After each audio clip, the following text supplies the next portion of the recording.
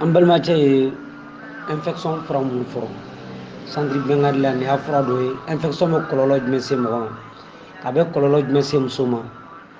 donc nin y'a furaw faralen ɲɔgɔn kan nin y'a traitement lama de donc o de kama an b'a fɔ an balimaw ye wagati bɛ fura minnu bɛ funu kana tulon k'a la u k'u jilaja a la minnu bɛ ninnu utiliser u b'a dɔn a bɛ cogo min na an ma nin programme daminɛ fɔlɔ ka furaw bila groupe sanfɛla la an m'a daminɛ fɔlɔ mais tuma dɔw la i bɛ se ka kɛ a bɛ caman de bɛ a bɛ bɔ dibi la bon caman fana bɛ bɔ fura ninnu la mais fura dilanni ka gɛlɛn o fana ma an b'a fɔ nin ma ko musoya yelen musoya yelen bɛ mun de kɛ infection kɛlɛli sira fɛ musoya yelen i bɛ muso caman de ye u b'a ko fanga t'u furucɛ la mais a caman na i bɛ taa sɔrɔ ni infection juguyara cɛ tɛ fanga ɲɛnama sɔrɔ kelen cɛ bɛ teliya dilan na muso yɛrɛ farila ji bɛ dɔgɔya musoya kɔnɔna b'a ŋaɲa joli bɛ bɔ a la ou bien joli bɛ bɔ cɛ yɛrɛ lawura la donc nin bɛɛ lajɛlen ye infection ka baara dɔ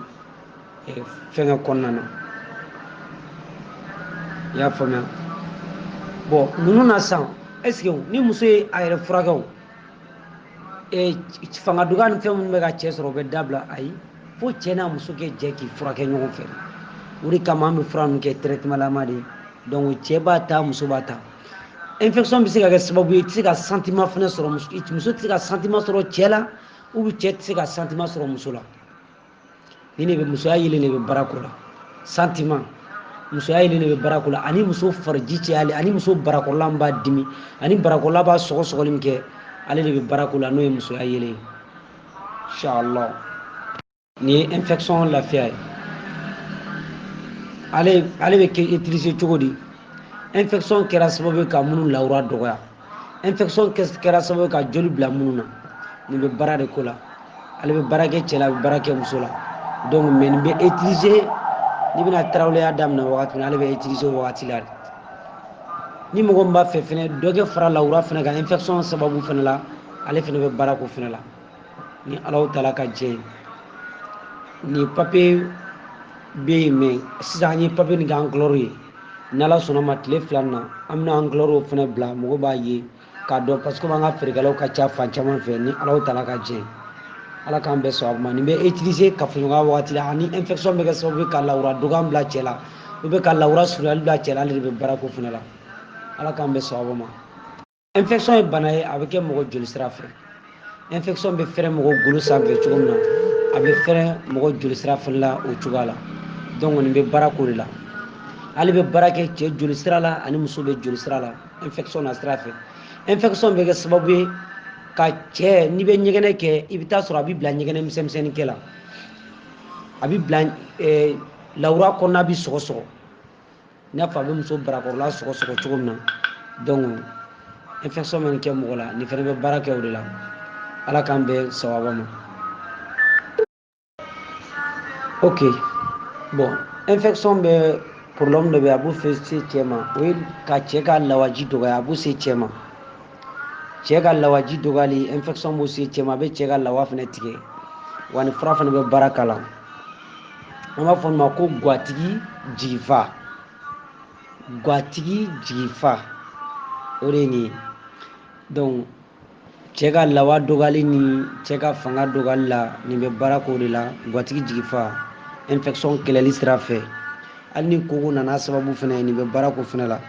ni Ala sɔnna ma Ala k'an bɛɛ sawaba ma ni tun ye cɛw garijɛgɛ ye bi mun fɔr'u ye fura ninnu fɛn ninnu kɔnɔna na don n'a nata la a ka d'an ye fura minnu bɛ centre Bɛnkari la kuma kɛ k'u kan temps de temps permettez wagati dɔ la ka se k'olu kɛ ni Ala sɔnna mais a bɛna kɛ inshallah Ala k'an bɛɛ sawaba ma assalamu alaikum wa rahmatullahi wa barakatuh an ka foli bɛ groupe centre Bɛnkari numéro fɔlɔ mɔgɔw ye ka yafa ɲini k'aw fɛ la Ala bɛɛ lajɛlen na aw ka ɲininkali jaabi mɛnna mais aw kana jigin an na baara n'a cogoya don an b'a dɔn lahala bɛɛ lajɛlen na aw yafalen don an ma wa anw yɛrɛ fana yafalen don aw ma lahala bɛɛ la Ala k'an n'aw tanga Ala k'an n'aw kunnaja minnu ye ɲininkali ninnu kɛ an b'a ɲini Alahu taala fɛ Ala ye kɛ barika don an n'u la an n'u kɔ ani minnu bɛna ɲininkali ninnu lamɛn ka barika don an bɛɛ lajɛlen na Ala k'o k'an ye ne badenw nin y'an donni an ka ɲininkali jaabi kɔnɔna na an b'a ɲini Alahu taala fɛ Ala ye k'an daw sabati tiɲɛ kan baara nin kɔnɔna na minnu bɛna furan fana ta ka barakula Allah taala ka sabati an balimakɛ ko a ka muso la jɔra fɔlɔ a operera donc ko dɔgɔtɔrɔ tun ko kana na baara kɛ an b'a ɲininka yala kɔli dayɛlɛ de don wa ou bien jumɛn de don o ɲininkali tun kan ka kɛ kɔli dayɛlɛ de kama wa ou bien jumɛn de kama ou bien mun de b'a jigi fɛngɛ ni jigi ou bien wagati dɔ de bɛ se o wagati yan'o kɛ se kɔnɔ bɛ lawuli de wa an b'a fɛ k'o dɔn quoi ni Alahu taala ka jɛ n'a y'o fɔ an ɲɛna an bɛ se k'a bilasira o kɔnɔna na Ala k'an bɛn sababa ma an b'an balimacɛ fɔ a ka ɲininkali la k'an balima dɔ bɛ yen ko belibana b'a la mais ni belibana nin an mago bɛ a ɲininkali fana la ni Alahu taala ka jɛ belibanatɔ nin yɛrɛ ka kumakan lamɛn minnu bɛ k'a la n'olu dɔnna ni Alahu taala ka jɛ inshallah an bɛ sɔrɔ k'o fɔ mais belibana fura teliman dɔ ye manden susu lili a teliman yɛrɛ yɛrɛ de manden susu lili a tigilamɔgɔ ka min sɔgɔma ni wula a kɛ ko a la fana a bɛ belibana min to yen a man ca mais n'a yɛrɛ ko sitanaw nɔ don ni Alahu taala ka jɛ ye solution bɛ sɔrɔ o fana la Ala k'an bɛn sababa ma an b'an balimacɛ fɔ a ka ɲininkali la ko kɔnɔnajoli ni furudimi qu'est-ce que olu ye bana kelen ou bien bana kelen tɛ kɔnɔnajoli furudimi koko ninnu ye fa kelen ye mais u tɛ bala yɔrɔ dɔ la i y'a faamuya u ye fa kelen ye mais u tɛ bala yɔrɔ dɔ la kɔnɔnajoli bɛ ten furudimi bɛ ten fura dɔ bɛ yen a bɛ se ka kɔnɔnajoli furakɛ mais a furu la a bɛ se yɔrɔ dɔ la a bɛ dɛsɛ mais a bɛ se ka kɔnɔnajoli ban fura dɔ fana bɛ yen a bɛ se ka furudimi kɔnɔnajoli bɛɛ lajɛlen kɛlɛ ɲɔgɔn fɛ olu bɛ yen donc o de kama n k'u bɛ fa la tuma dɔw la u tɛ ba la ani bɛ ka infection fɔ mais an bɛna tila an bɛ infection yɛrɛ fura dɔn an b'o bila ni Alahu taala ka jɛ parce que baara dɔ ka nɔgɔn dɔ ma ka tɛmɛ dɔ kan minnu bɛ sɔrɔ centre Bɛnkadi yɛrɛ la directement mɔgɔ caman bɛ yen olu mago bɛ jɔ a la mais u t'a dɔn a bɛ sɔrɔ cogo min na an bɛna tila k'olu bila ni Alahu taala sɔnna ma inshallah n'i b'a fɛ sa ka kɔnɔnajoli ni furudimi kɛlɛ ɲɔgɔn fɛ i bɛ jumɛn de fara ɲɔgɔn kan i bɛ tɔnkɛ mugu ani buwayi mugu i b'olu fara ɲɔgɔn kan nin bɛ se ka baara kɛ ninnu na Ala k'an bɛn sababa ma an b'an balimacɛ fɔ a ka ɲininkali la ko k'an balima dɔ bɛ yen ko kɔdimi b'a la a bɛ jilaja a bɛ jolisu saman k'a la n'u k'a ma ko ijama dɔw k'a ma ko ventouse dɔw k'a ma ko gonbo sigili ne b'a dɔn an kana tulonkɛ gonbo sigi la dɛ gonbo sigi ye baara min a ka bon hakili ma walahi kɔdimi juguyara cogo cogo gonbo bɛ ban wa ka gonbo sigili fana ka hakilina ɲuman dɔ di komi furakɛlikɛla ka ca groupe sanfɛ aw kana kɛ kunfɛ baara ye n'a b'a kɛ mɔgɔ mɔgɔ la i bɛ jilaja k'a ka tension ta ka filɛ hali ni tɛ tension mètre dɔ ye jilaja i k'a bila ka taa dɔgɔtɔrɔso la a kɛ tension ta ka jaabi d'i ma n'i y'a yira k'a fɔ mɔgɔ min bɛ yen choc juguman b'a la problème juguman b'a la a ka tension jigilen don i bɛ fura jumɛn de d'a ma ka sɔrɔ ka ijama k'a la o ye genu fara de ni dɔw k'a ma ko gɛn fara i b'o d'a ma a bɛ sin k'a ka tension monter joli bɛ normal sɔrɔ kelen a filanan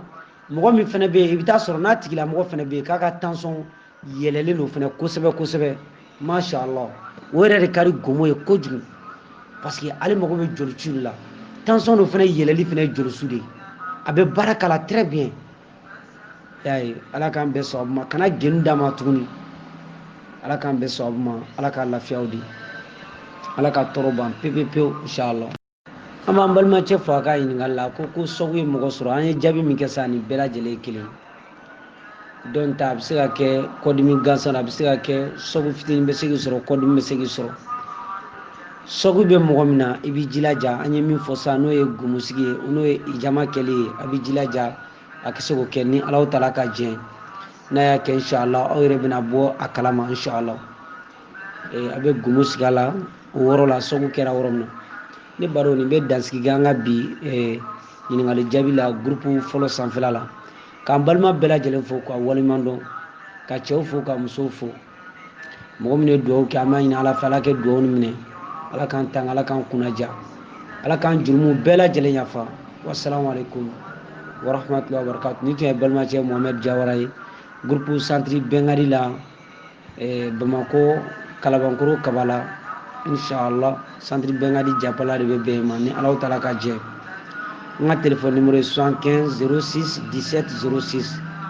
75 06 17 06. Allah k'an bɛn wagati gɛrɛ.